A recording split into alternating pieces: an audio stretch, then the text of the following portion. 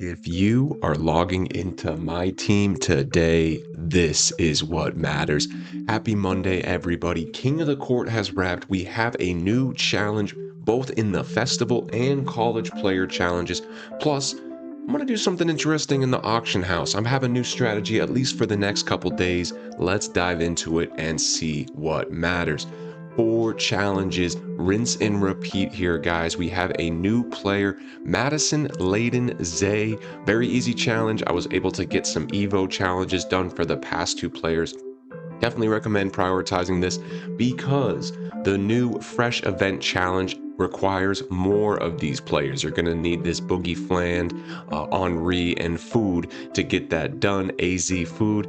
So yes, get these done because there's going to be challenges associated with them. And at the end of the day, you're getting free Hall of Fame badges plus this exchange pack. It really does start adding up. So definitely prioritize that. Pretty easy one today. 4 daily challenges, play single player, already got a couple games done, get some stats, free 5,000 MT, adds up pretty quickly.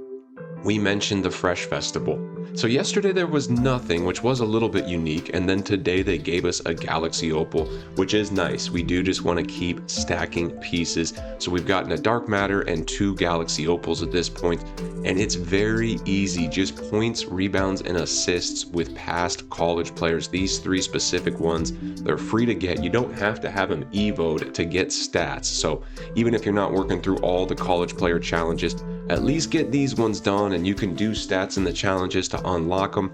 I do think it's worth it, especially for a Galaxy Opal piece.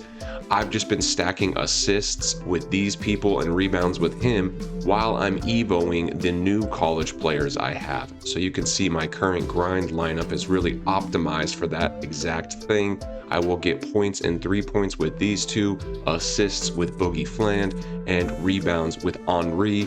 We were able to get it done with AZ. She's already got 30 points, rebounds, and assists. So pretty quick way, again, just to stack as many challenges as possible.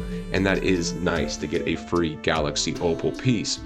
Nothing new down here, nothing new in Season 5 tab. Well, there's the Full Moon Challenge, and we still just haven't, realized the reason to do this. Make 6 4-pointers on All-Star. It is doable, but tough. And again, they haven't given us any challenges associated with this Full Moon Challenge ball. So really no reason to prioritize it. I like different basketballs. You guys know I have a wide variety of basketball collections, but I'm still not prioritizing this one. So if it's fun for you, go for it. If not, really, this is just a tab for now to track your season wins. We did just unlock Jason Williams, so I need to make sure I get 5 assists with him. Easy rep boost, stuff like that. And then this fresh challenge, we still have plenty of time. These fresh cards are so cheap. The pink diamonds are like less than 8K right now. So very easy to grab fresh players to get those fresh stats done and a free Hall of Fame option pack. So do take care of that. And other than that, down here, really the only thing to highlight is the signature challenge. We'll still get it done. Plenty of time to do that. 4 play modes. Why don't we just dive into King of the Court? It's wrapped, it's over. We did get to tier 3. It was really easy. I played 2 games and got to tier 3. So juice was worth the squeeze. Hopefully you guys had a positive experience. I know it can be tough. If you got tier 3, tier 2, you should feel really good. If you made it to tier 1, that's amazing. If you didn't make it, it is okay. I mean, at the end of the day, this festival is good, but we know the most valuable resource really is MT. So keep stacking your MT. Just get as much as you can out of these things. But Ty did take it down again with another powerful score, over 14,000 points. I think it's officially 9 now. It's a 9-peat, so we got to think of a term for that. If you guys know what the term is for 9 wins in a row, let me know. I think it's just a 9-game winning streak. Hats off to the man. He's done a good job there. And hopefully they keep pieces in this. I was actually watching Ty's video today, and even he said, he's like, hey, we need to upgrade some of these rewards. The event piece is nice, but besides that, it's really not that worth it. I got the 92 plus pack. I'm not super excited about that by any means, but even at tier 2 and 95 plus, I mean, at this point, so many pink diamonds are under 6 to 7,000 MT. That's likely the card you're going to get. There's really not many 95 pluses that move the needle, especially for a person who's able to get tier 2, because tier 2 is 4 solid wins in King of the Court. not just wins, but solid wins to get there. You're probably pretty good at the game and you probably have a pretty good lineup. So a 95 plus just simply doesn't really move the needle. But just things to think about. It's still worth to play just simply for that event piece, and something we'll monitor down the pipe here. We've been focused on Showdown, even on a busy weekend with a lot of King of the Court and Park streaks to get done. We got to highlight the Park streak from yesterday. We've been still steadily working. What are we up to now? 44 wins, so still on a pretty good pace.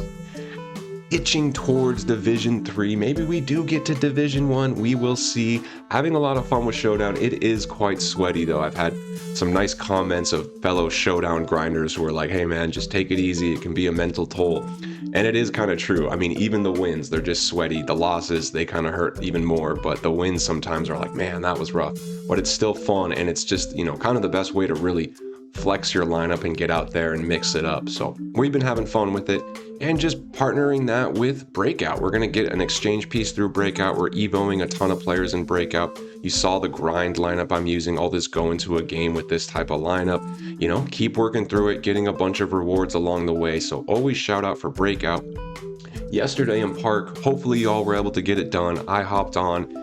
Had a tough try in the beginning, was playing solo by myself for a bit, wasn't able to get it, teamed up with some people, had some struggles, finally on like the third attempt was able to get it done. Shout out JMS, him and I had a pretty good run, and it was nice. We got the 100 overall piece. The final game, we were on a 4-game win streak. It came down right to the wire. I think I have some recording of it. I'll put in some highlights of that. And this is game 5. We're technically on a 4-game winning streak here, down 1. We got to make some magic happen. I'm trying to space the floor. JMS is shifty. He drives, kicks. I'm open. I forced a horrible 3. Look at that. Slow, early, contested. What is Guru doing? We got to play defense now. We are down 1. Clutch time, and we get a huge steal from our teammate. Shout out Bad Kevo. Met him that day. He's a pretty good player. We're moving it around, keeping the ball moving, and JMS hits a huge shot. Good patience, good spacing, puts us up 2. We're in a pretty good spot here. We just need to get 1 stop. This Paolo was cooking me all day. He had a lot of points. I probably could have played better this game after that shot. And then look at this. He got a little lucky because he missed. What is that rebound? It bounces off of my head and goes out of bounds, and then I space the inbounds and give up an easy shot. Doesn't matter, it's tied. Next bucket wins. All we need is 1 bucket. What do?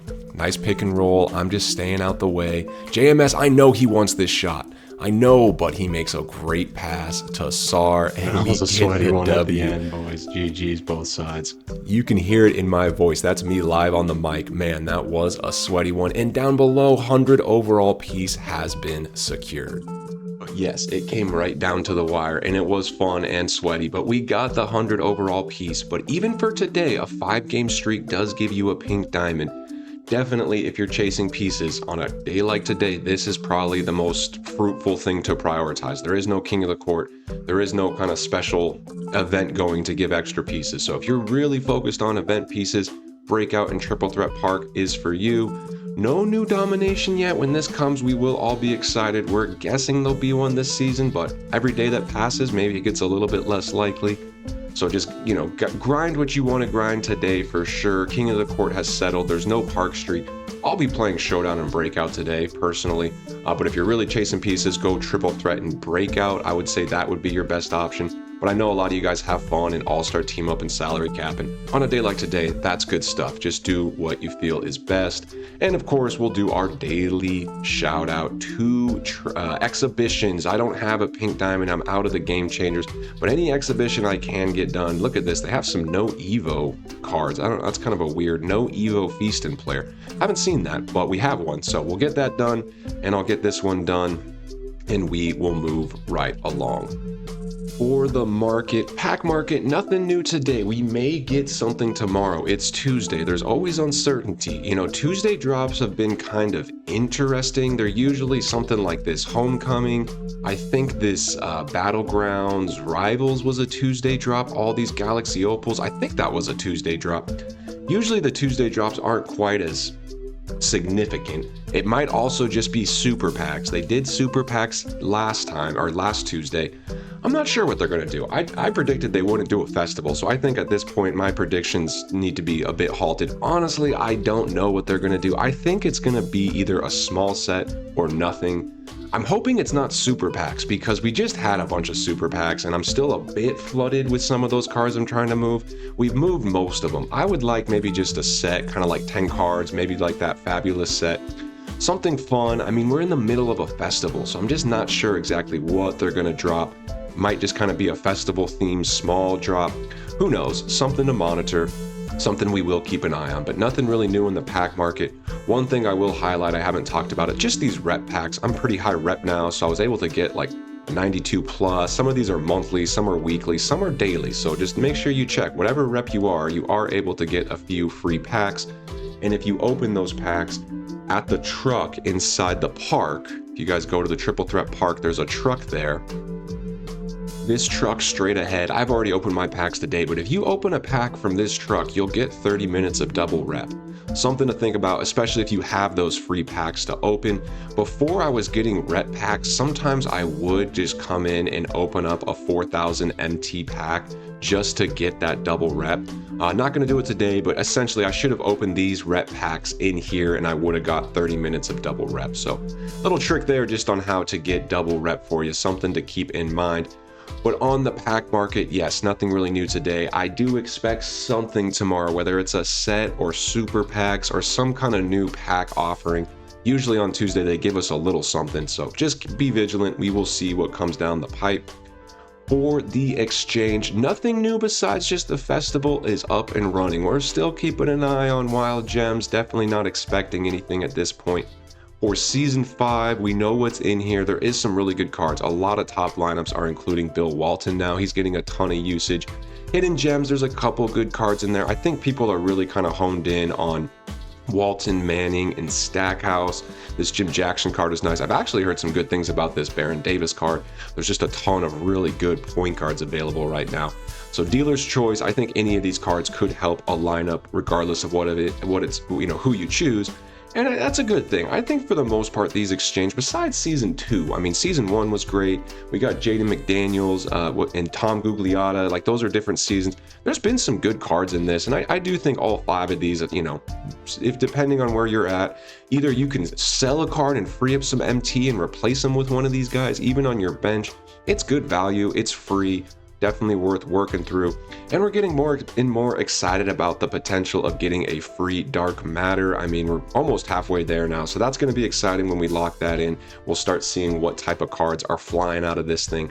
Hopefully some good ones. So more of a slow burn on the Season 5 exchange. Just keep working towards it. And for the festival, we've stacked quite a bit of pieces. Just from playing the game, I'm up to like 4 diamonds. I think I've upgraded all the golds I've gotten into amethyst and diamonds. The Galaxy Opal from the rewards, the dark matter, and the 100 overall piece. I haven't broken those down. So it seems like for all the games I played throughout the weekend, I got 4 diamonds, which is good, but it's still not even 1 pink diamond. And I probably did grind between King of the Court, Showdown, Park. I mean, I'm just talking about the gold piece rewards after every win. Quite a bit of grinding. I have a couple pink diamonds or 1 pink diamond just from the 3-game win streak in Park yesterday. When you win 3, they give you a pink diamond. And then we have 1 Galaxy Opal from the reward. We'll get another one. And 1 Dark Matter from the reward. We'll get another one. Plus the King of the Court. But the point is, it takes a while to grind up for a pink diamond piece. All the wins I got over the weekend, if it wasn't for that, 100 overall piece I got from Park and the Galaxy Opal rewards, I'd still barely be at a pink diamond. So it just goes to show grinding is good, but really you want to be efficient because we have so many more pieces now because we played King of the Court, did the challenges, and was able to get that 5-game streak. I think all in all, if I upgraded everything and downgraded the 100 overall piece, I'd be at like 4 dark matter pieces. Still a very far stretch from Rudy, of course, but we will just keep stacking. I mean, 4 is not too bad. We're not even halfway through. Maybe 10 is realistic, and then we have to make the choice if Okafor really upgrades the lineup, or 10 dark matters is what, like 5 100 overalls, so that would be a 90 overall premium card if I wanted to try to risk it with that. Or we have a 90 overall premium option pack, but this is WNBA, right? So we probably wouldn't want to do that one. It's going to come down to just how close are we to Rudy? Do we want to risk it with a 99 overall, or are we just going to take a bunch of badges and a coach and things like that? But for now, we'll keep stacking pieces, and there is some budget beast in here. This Danny Wolf is a very good card, 6'10 at the small forward. Saw a lot of people using him in Park yesterday, going toe-to-toe with a Tom Chambers, Carlos Boozer type card. Can be dealer's choice, statistically I'm guessing Chambers is a little better. He is a Galaxy Opal, but it comes down to preference to a certain extent. So as always in these events, there is a lot of good things. Like this could be an interesting duo. I know that Antoine Walker card's not bad, so to get him up to a dark matter for what? Just a couple pink diamond pieces, that might be one we do need to prioritize. We do always like to just stack as many pieces as we can, make the big purchase that we're going after, and then just go on a shopping spree with everything else. So keep stacking pieces. We'll have updates, still a ton of time left in the exchange. For the auction house, and you saw the title, what I'm thinking is, I actually think it's a good time to kind of hold right now. For sure, if you want to make upgrades, go for it. But where we're at, I'm going to hold. I'm not going to look to make any immediate upgrades, and I want to make my MT work for me. The dust has settled. We sold some major pieces. We filled in with other major pieces, and I want to keep the lineup consistent, at least for now, and really focus on making MT. And there is a card that, I'm eyeing as a potential purchase at one point for the lineup, but I'm strategically waiting. And it's this Dark Matter Greg Oden. He's made a bit of waves in the community. He's gotten really expensive. This card is clear more expensive than Joel Embiid, who I just made a big purchase on. And I kind of see why. Statistically, he's a little better. They have the same body size. They're both 7 feet tall. Maybe Embiid's jump shot's a little better, but people are saying this is a decent jump shot. And just look at the stats. 91-3 on Greg Oden. That is a bit funny. This is a fantasy game. I don't think he was known for that. But it's the defense, 98 interior defense, 94 agility, 98 strength. This guy's definitely on my radar. We got the Ohio State jersey on today just to be safe. But I'm going to hold. Would I want to flip Embiid and pick up Oden? Maybe. But I think you can get caught in a trap of just constantly trying to upgrade. And you got to ask, is the upgrade worth the MT? That's why we subbed out Giannis for Karolinko. Giannis is objectively a better card. But is he 1.5 million MT better a card?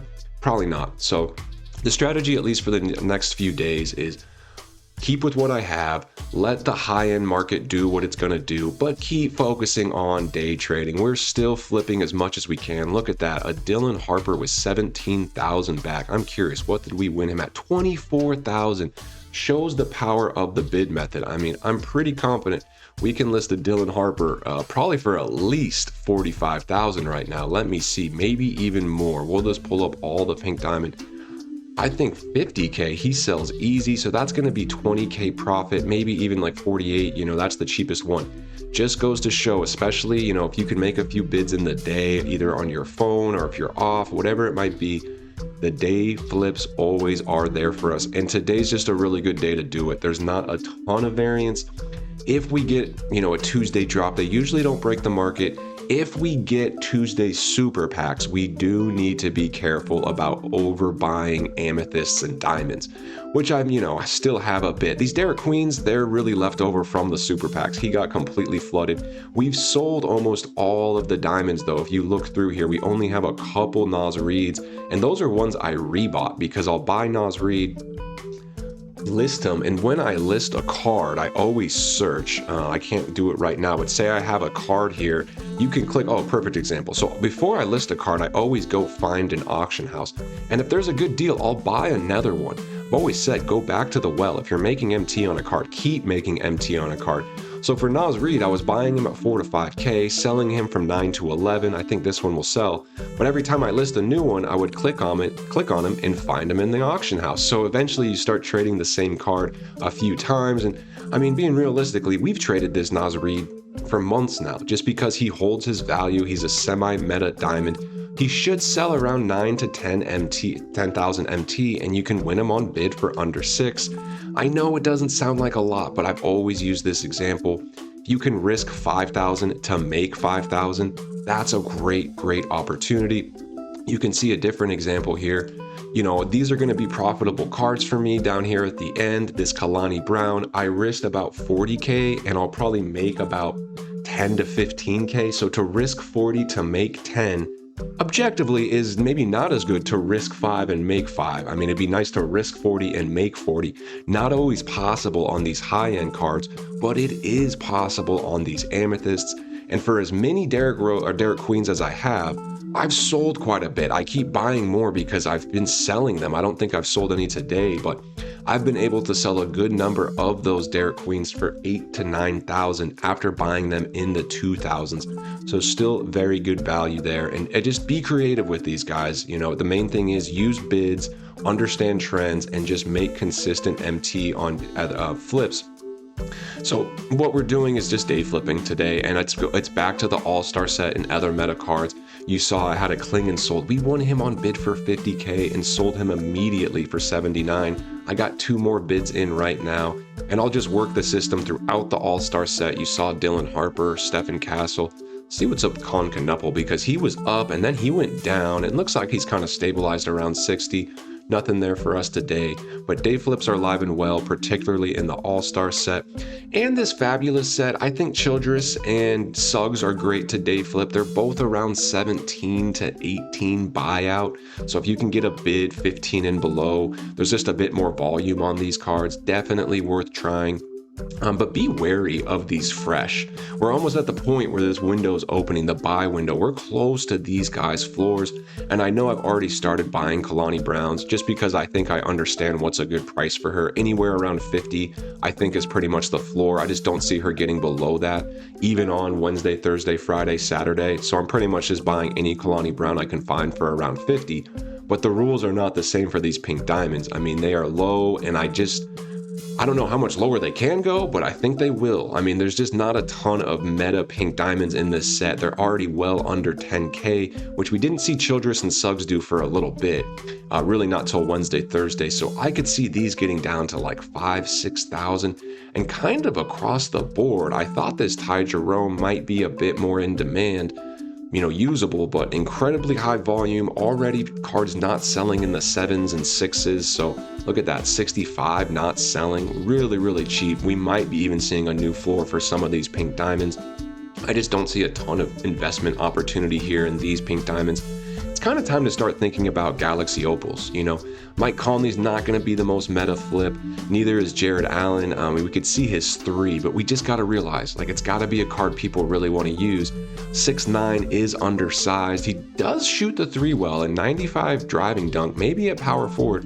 Let's check this guy's price out. I mean, this is definitely a tradable card, so it's almost like the Galaxy Opals are replacing some of those pink diamonds as our trades. But I just see a lot of volume and a lot of cards, that we could bid on, but we need to wait on this card. His floor will come Thursday, Friday, Saturday. We bought a little too early last set with that Josh Childress. I would circle Jared Allen and say, let's come back.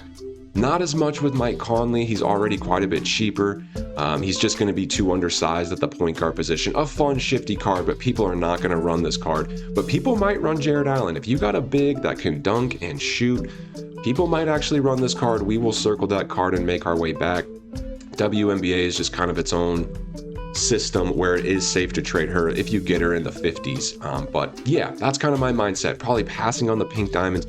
We'll keep an eye out on some of these Galaxy Opal alumni.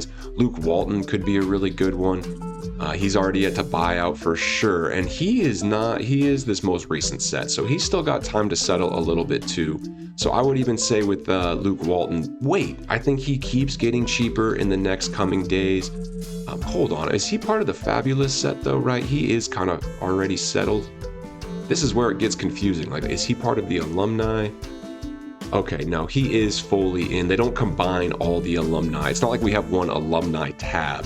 So he is part of this fresh college alumni. Then he definitely still has time to settle. Nice to see he's already a buyout. This is considered one of the better budget shooting guards in the game. Has some really good animations. really a supply-demand situation where I could see his price going up out of packs.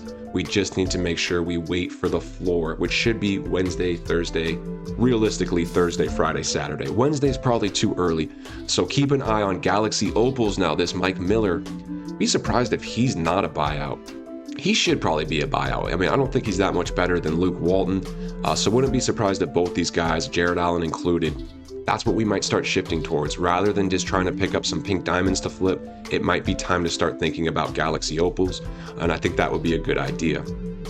With that, that would be the recommendation. Wait on the fresh set. The floor is coming, likely next Thursday, Friday, Saturday, realistically.